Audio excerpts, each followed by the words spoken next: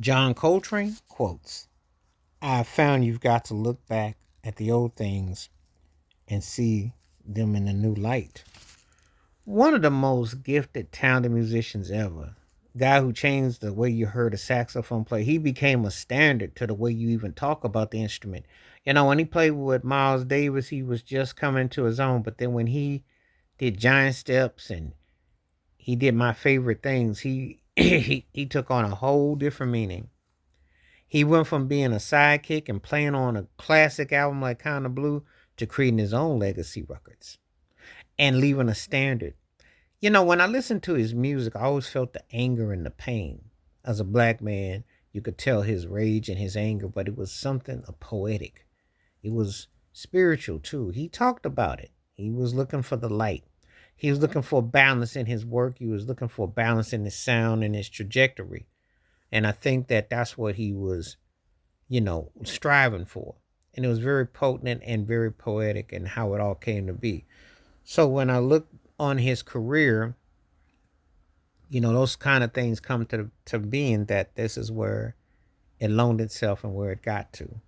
So it was definitely, incredible. And it definitely left a lasting impression. Now, let's get to his quote.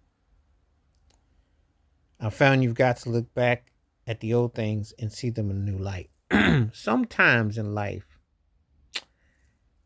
you done something and you didn't understand it. And then it just hit you like a ton of bricks, like, oh, that's what that is.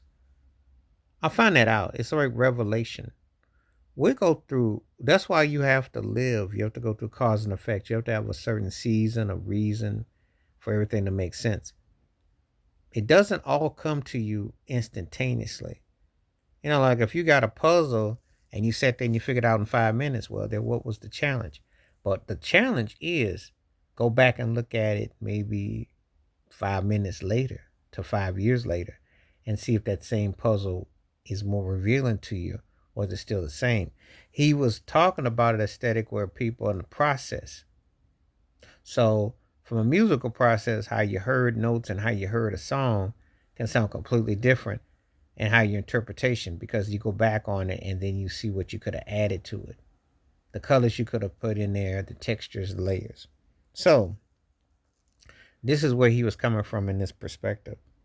And it really speaks directly to that. um he was definitely everything he described. I felt the spiritual, the anger, the tension, the excitement.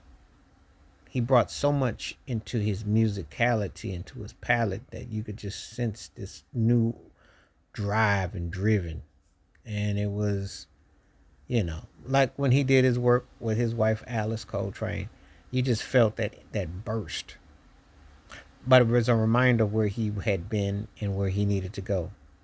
So it definitely made sense. And then you understand the prosperity of it all and what it means in the reach of it. And it was true. Sometimes if you read an old book or you read something, you might just kind of look at it and think, whatever. But then it hits you completely different as time goes on. It has a different meaning. It just tends to be resonate in ways that you just couldn't explain it at the time. So I got where he was going with this and I understood it. Wash your hands, keep your mind clear, watch out for another. Share it if you like. Stay safe, stay blessed, stay woke, stay free. I'm out one time. Peace.